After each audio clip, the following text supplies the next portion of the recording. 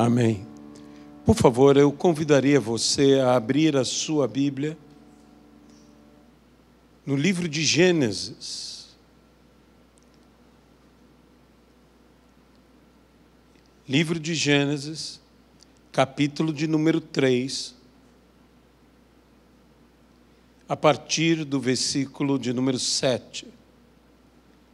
Abriram-se, então, os olhos de ambos, e percebendo que estavam nus, coseram folhas de figueira e fizeram cintas para si.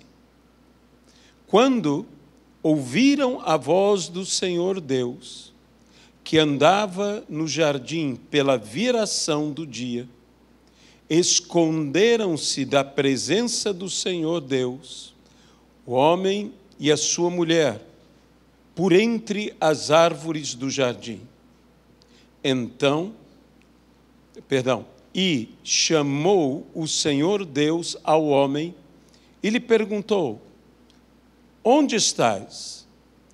Ele respondeu: ouvi a tua voz no jardim e, porque estava nu, tive medo e me escondi. Que Deus abençoe a sua palavra em nossas vidas, no nome de Jesus Cristo. Amado e querido Deus, que o Senhor possa falar a cada um de nós e nos levar, ó Pai, a uma experiência cada vez maior contigo. Que nós possamos nos abrir ao Senhor, nos entregando ao Senhor de todo o nosso coração. Abençoa-nos e que toda honra, glória e louvor sejam dados hoje e eternamente ao Senhor. No nome de Jesus Cristo. Amém e amém. Este é um texto que nos fala da queda do homem.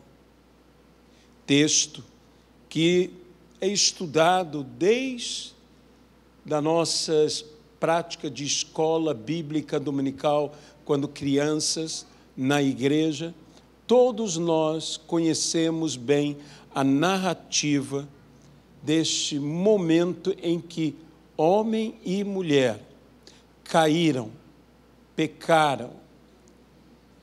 E não só caíram, não só pecaram, mas uma das primeiras consequências que houve com a queda do homem foi o sentimento de medo. O medo surge como uma consequência do pecado. A Bíblia diz que os seus olhos foram abertos e eles perceberam que estavam nus. É interessante que a nudez fazia parte da realidade deles. Eles estavam nus antes, mas só depois de decaírem, só depois de pecarem, foi que tanto Adão quanto Eva perceberam a sua nudez. A pergunta primeira que devemos fazer é: como não perceberam antes que estavam nus?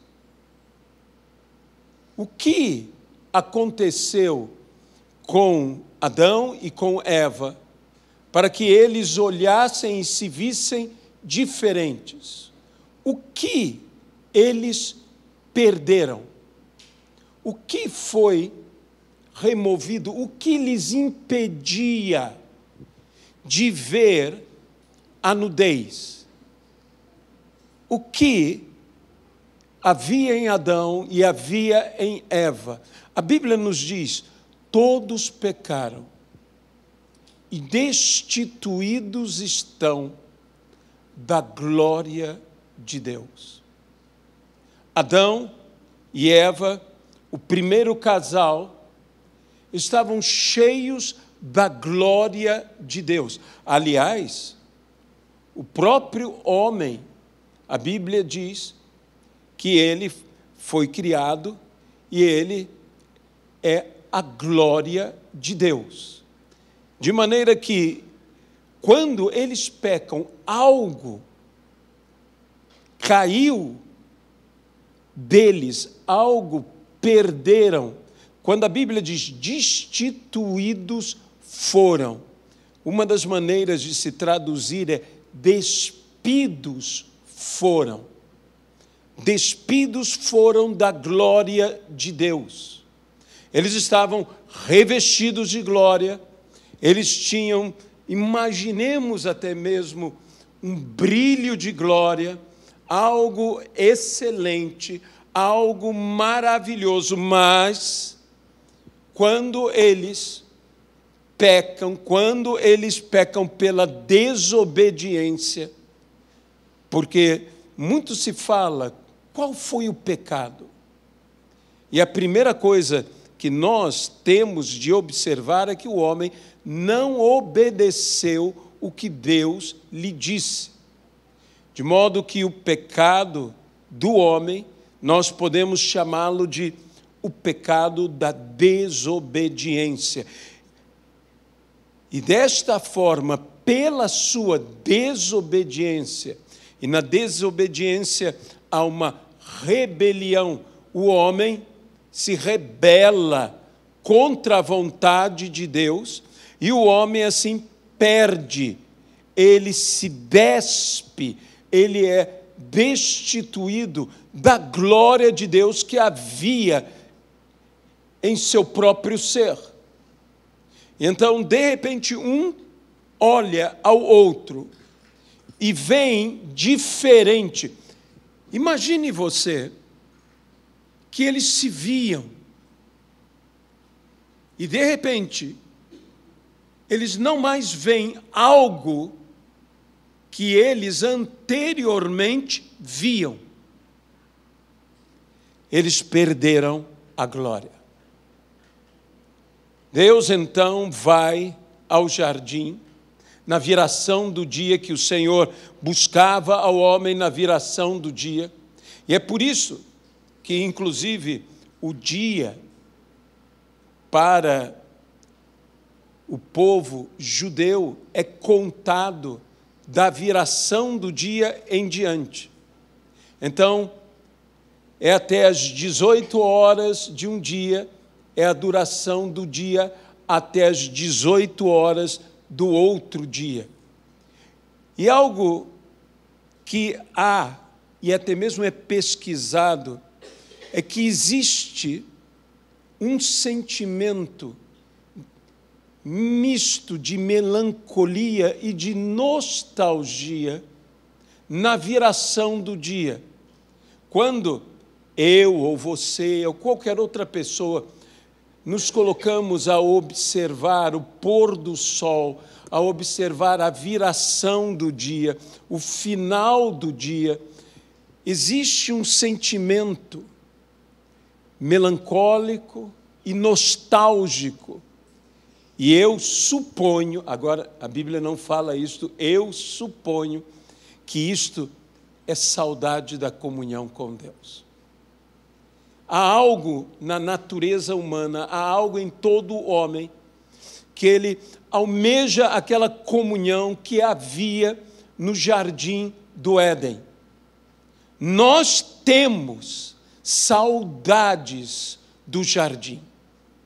Nós temos saudades dos deleites do jardim.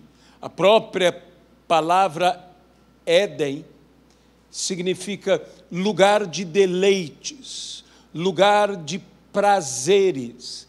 E por isto é traduzida no latim para paraíso. Por isso muitos chamam o paraíso, o lugar que te dá prazer, o prazer no seu sentido mais nobre que a palavra possa se expressar, o deleite profundo de uma alma plenamente satisfeita, realizada. Nós temos saudades Todo homem tem saudade. Por isso, muitos antigos pregadores dizem: há um vazio no homem que só pode ser preenchido pela presença de Deus. Isso é a mais pura verdade. Há um vazio que só pode ser preenchido pela presença de Deus. Mas o homem teve medo. E esse medo que o homem teve, ele teve medo, em primeiro lugar, da presença de Deus. Tive medo. O Senhor me chamou. Tive medo, porque estava nu. E por isso me escondi. Sabe, é a nossa natureza decaída, nos faz que venhamos a nos esconder. E não só nos esconder, mas eu diria esconder nossos próprios pecados. Nossos próprios pecados. O homem, a mulher, o primeiro homem, a primeira mulher, se esconderam entre as árvores, se escondiam do Senhor. Mas o Salmo mesmo diz: como se esconder do Senhor? Se vou aos lugares mais altos, tu estás lá. Se vou à maior profundeza dos mares, tu também estás lá. Então não há como se esconder do Senhor. Mas loucamente o homem tenta se esconder do Senhor. O homem tenta ocultar do Senhor até os seus pecados, os seus erros. E esconder o delito que ele, porventura, tenha feito. Não foi assim que fez Caim? Não escondeu Caim o corpo de Abel? E não disse o Senhor a Caim: o sangue do teu irmão clama da terra a mim? Mas Caim tentou esconder. Não foi exatamente isso que fez Davi com o seu pecado, com Betsabá, o adultério, o que ele fizera? Ele tentou esconder. Ele tentou esconder de uma forma que Urias pudesse ficar com sua esposa e então dissesse: não, é filho de Urias. Ele tentou esconder de todas as maneiras, por fim, praticou outro pecado, o homicídio. Por ordem de Davi, Urias é morto. Mas o Senhor estava vendo tudo. O Senhor traz, não apenas revela, porque o homem tenta encobrir, e Deus, pela revelação, descobre o que foi encoberto. No entanto, a Bíblia diz que o amor cobre multidão de pecados. Haveria alguma diferença entre um pecado encoberto e um pecado coberto? Às vezes nós não percebemos a sutileza destas palavras, porque encobrir, na nossa própria língua, tem um significado de esconder. Encobrir tem um significado de esconder e tem um propósito de enganar. Então, quando encobrimos um pecado, e não cobrimos por amor, mas encobrimos, o que estamos tentando fazer é esconder nossos pecados para enganar a outros. Começando, o primeiro que tentamos enganar é a nós mesmos. Então, isso é encobrir. Muitas vezes nós estamos tentando encobrir os nossos pecados. Nós estamos tentando esconder os nossos pecados. Eu sei que ainda existem aqueles pecados que o próprio Davi disse: perdoa-me, Senhor, inclusive dos meus pecados que me são ocultos, os pecados que eu não tenho consciência, todavia, que eu os cometi. E eu digo, há pecados ocultos, porque são ocultos a mim, pela minha ignorância, mas há pecados ocultos que eu ocultei, pelo espírito de engano, pelo encobrimento. E o Senhor vem com o espírito de revelação, o Senhor vem com a luz, porque a luz a tudo revela. A Bíblia mesmo diz que os homens não amaram a luz, porque a luz revelava as más obras dos homens. E então os homens não amaram a luz. Jesus é a verdadeira luz, que vem a este mundo para não só revelar os nossos pecados, a própria lei revela os nossos pecados, e não importa o quão possamos esconder ou encobrir os nossos pecados, a Bíblia diz: todo mal será revelado pela palavra de Deus. Então, onde a palavra de Deus está sendo ministrada, aonde eu estou me permitindo que a palavra de Deus ministre a mim, o mal será revelado. Nenhum mal ficará oculto, nenhum erro ficará escondido, nenhuma falha ficará encoberta. Tudo será revelado. Tudo será revelado. E nesse texto, nós vemos que eles cozeram para si roupas de folhas.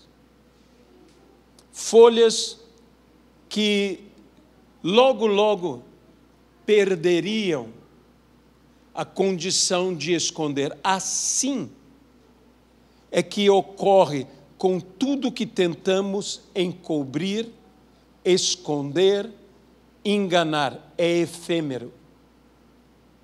Logo, logo é visto. E interessante que um juízo do Senhor, que o Senhor expulsa o casal do Éden, para que eles não estendam a mão e não comam da árvore da vida. A árvore da vida, esta, que foi plantada no meio do jardim, ao lado da árvore do conhecimento do bem e do mal. Isso é tão extraordinário, porque, veja bem, a árvore da vida sempre esteve ali. E a árvore do conhecimento do bem e do mal também sempre esteve ali. As duas, uma do lado da outra. De modo que a mesma mão que se esforçou para pegar o fruto da árvore do conhecimento do bem e do mal, bem poderia ter tomado do fruto da árvore da vida, mas não fez.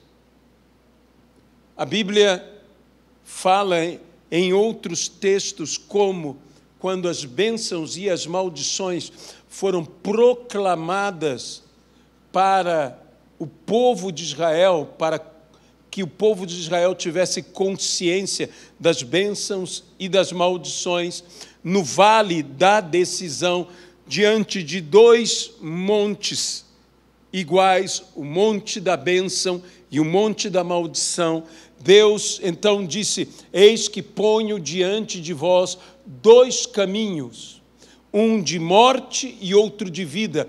Escolhei, pois, a vida. Deus deixa uma opção, mas dá um conselho. Escolhei a vida. E note que nesses dois montes gêmeos, o mesmo esforço para subir um monte, o monte da bênção, é o mesmo esforço para subir outro monte, o monte da maldição. O caminho é que nós devemos escolher.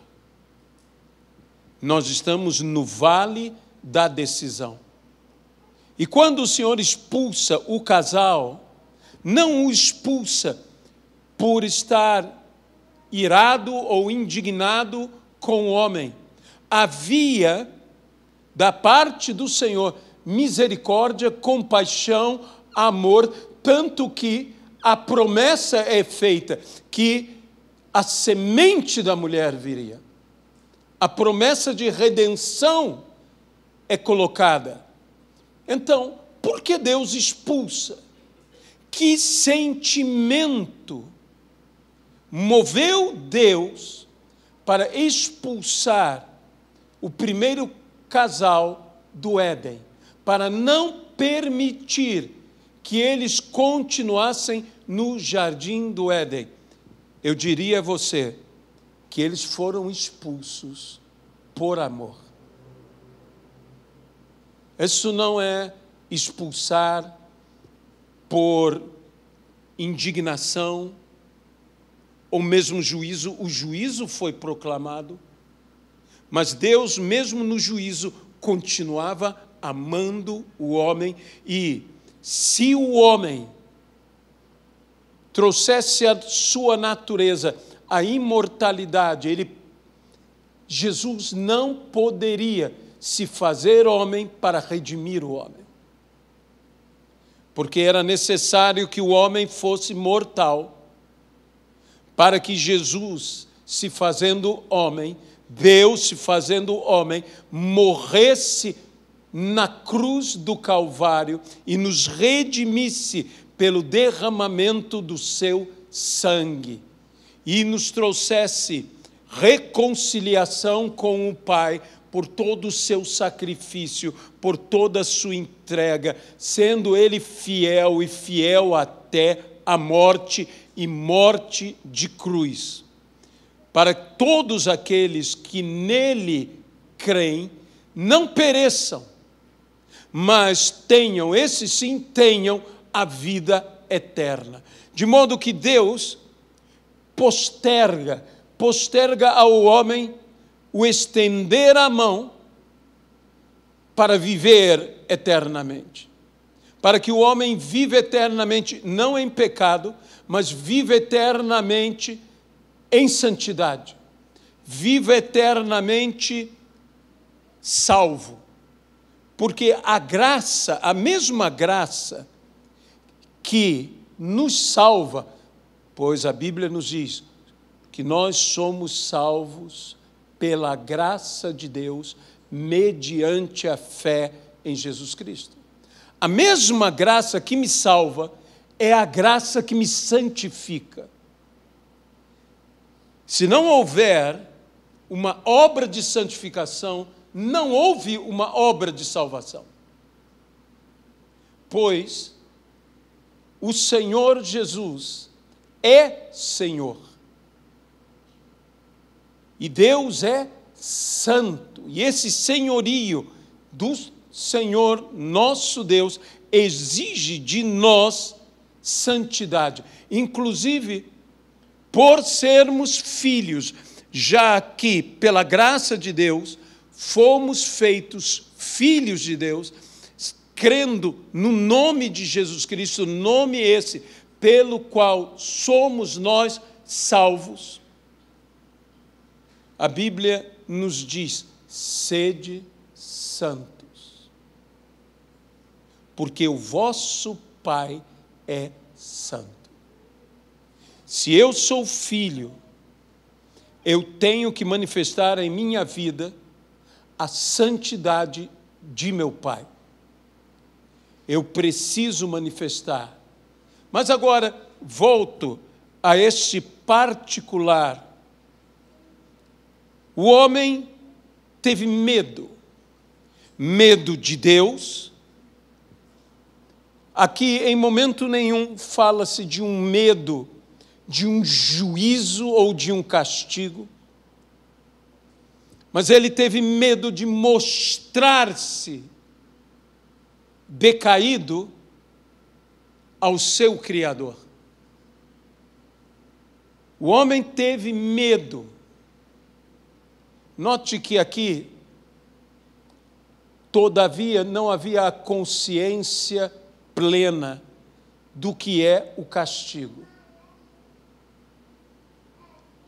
O homem sabia, porque Deus disse, no dia em que dele comerdes, certamente morrereis. Interessante que a primeira coisa que me mostra a misericórdia de Deus para com o homem, e quando nós falamos para com o homem, vamos falar para com a humanidade, foi que a humanidade não pereceu naquele dia. Deus havia dito, no dia em que dela comerdes, certamente morrereis. Por quê? Ele não morre naquele dia. Por que ele não morreu? O homem e a mulher não morreram na primeira dentada. Por que eles não morreram? Pela misericórdia, pela ação da graça de Deus sobre a humanidade. Sendo que a Bíblia diz, um dia para Deus é como 1000 anos. E 1000 anos para Deus é como um dia. Quando nós vamos a Gênesis capítulo de número 5 e vemos os descendentes de Sete e a idade de muitos deles, o próprio Adão. Adão viveu quase 1000 anos. Matusalém ou Metusalém viveu um pouco mais que Adão. Então, quando nós vemos essa realidade, notamos que se um dia para Deus é como 1000 anos, Deus preferiu tratar o dia como 1000 anos pela sua misericórdia para com Adão, pelo seu amor para com Adão. Muita gente discute e fala, será que Adão foi salvo? Essa é uma pergunta que pode parecer tão infantil, mas olha, de todo o meu coração, eu creio que todos os que foram salvos, seja no Velho Testamento, seja a partir do Novo Testamento, todos esses foram salvos pelo sacrifício de Cristo na cruz do Calvário. Nenhum homem é salvo por suas próprias obras. Todo homem, desde o primeiro ao último homem que andar sobre a terra, será salvo pela graça de Deus, pelo sacrifício de Jesus Cristo na cruz do Calvário. Eu prefiro crer que Adão foi salvo. Eu não tenho como afirmar sobre isso, mas eu vejo o amor de Deus aqui, a graça do Senhor aqui, na vida de Adão, se esforçando para preservar, dando a promessa de redenção para estes que eram, naquele momento, toda a humanidade. Porque só havia Adão e Eva. Eles eram, no momento, toda a humanidade. E Deus os amou. E por causa disso, Jesus, por todos nós, se fez homem, cresceu como homem, sofreu como homem, morreu como homem e ressuscitou ao terceiro dia. E Ele nos virá buscar. Ele virá, o Senhor voltará. Nós cremos nisso de todo o nosso coração. E essa é a nossa esperança, porque temos esperança em Cristo, esperança na redenção, na ressurreição, que todos nós que já tivermos passado para o Senhor, nos levantaremos dos mortos. E os que aqui estiverem no momento da volta do Senhor serão transformados e revestidos de um corpo de glória. E a corrupção não mais existirá no nosso corpo. Como Paulo diz, desaventurado homem quem sou, quem me livrará do corpo desta corrupção? Não é outro senão o Senhor. É o Senhor que nos liberta. Mas eu gostaria ainda de tomar essa palavra medo, sabedor que o amor que cobre multidão de pecados, também a Bíblia diz que o amor, não qualquer amor, mas o perfeito amor, lança fora todo o medo. Quando nós lemos todo o medo, você pode entender a intensidade e a variedade. Porque, na realidade, nós não temos um medo, nós temos vários medos. E o amor, o perfeito amor, lança fora todo o medo. Lança fora, em quantidade, todo, não sobra nada do medo. E lança fora todo tipo de medo. Das inseguranças, a timidez, as fobias, tudo isto, o verdadeiro amor lança fora. O perfeito amor.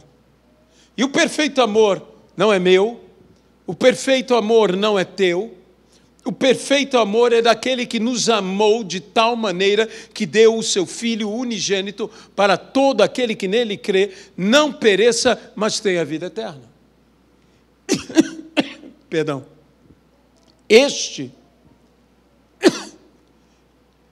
é o perfeito amor, é o amor de Deus, é o amor do Senhor por nós. E aqui, quando diz medo, há um medo que se chama vergonha.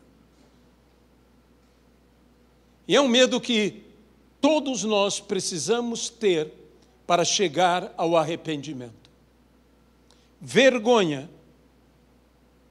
E naquele momento o homem bem poderia estar traduzido: tive vergonha.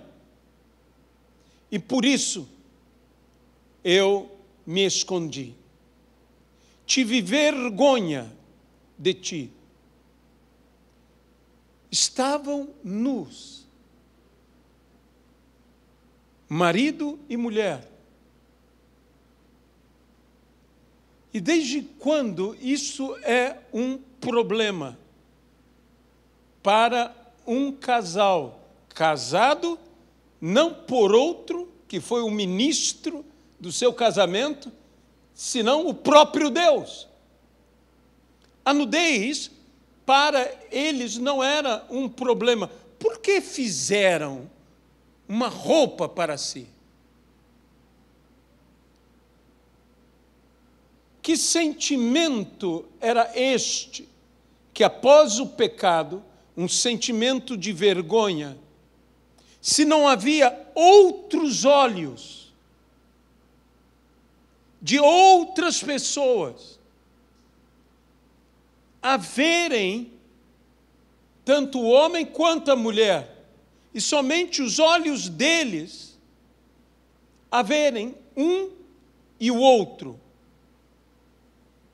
Por que tinham vergonha? Por que fizeram roupa de folhas e se cobriram. Por que fizeram isto? Porque, meus irmãos, eles tinham vergonha de si mesmos. Era sua própria consciência que os acusava. Você não necessita de outras pessoas para que você mesmo se envergonhe de você próprio. E porque eles se envergonharam, porque eles tiveram esse sentimento, havia esperança de arrependimento, tanto para um como para o outro.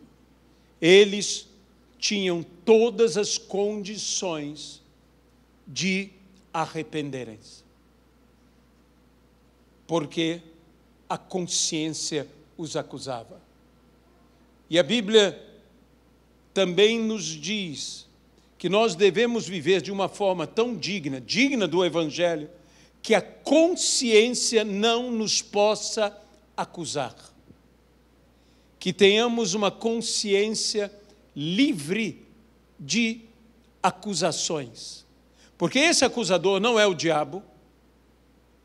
O diabo ali foi o tentador, mas o diabo não foi o acusador, ele é acusador, como ele também é mentiroso, como ele também é o agente de tentação.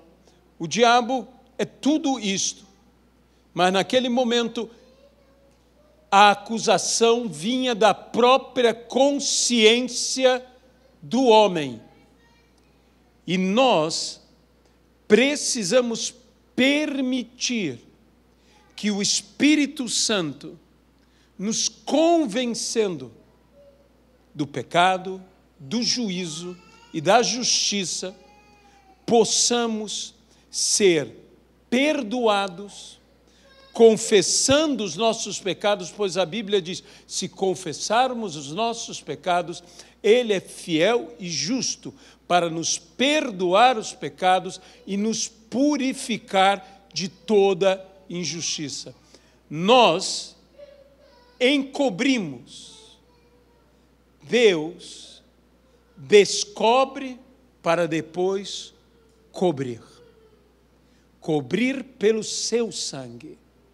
E é interessante que a palavra cobrir, ela tem um sentido de proteger, de guardar, e encobrir, como eu já expliquei, tem um sentido de esconder.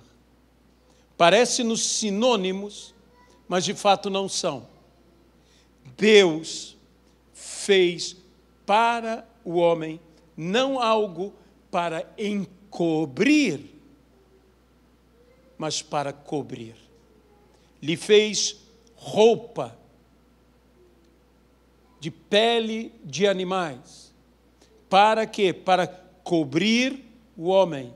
Deus não lançaria o homem e a mulher a um mundo que produzia espinhos nus. Deus primeiro os vestiu. Nisto nós vemos mais uma vez o amor de Deus. Deus não deixa o homem ir para enfrentar os espinhos da vida nu, desnudo, desprotegido. Deus lhe faz roupa de couro que o protegerá o homem, protegerá a mulher. E agora, que roupa é esta? Que roupagem é esta que nós devemos ter? A Bíblia diz, revestindo-nos de Cristo Jesus. Nós precisamos, para andar neste mundo tão cheios de espinhos, estarmos vestidos da pessoa de Cristo. Amado Deus, nós nos entregamos em Tuas mãos e pedimos que o Senhor possa agir em nossas vidas, derramar do Teu Santo Espírito sobre nós e que nós venhamos a nos revestir da pessoa de Cristo. Se porventura há alguém que ainda não aceitou ao Senhor como seu Senhor e seu Salvador, nós oramos agora no nome de Jesus Cristo que Tu entres neste coração. Nós abençoamos essas vidas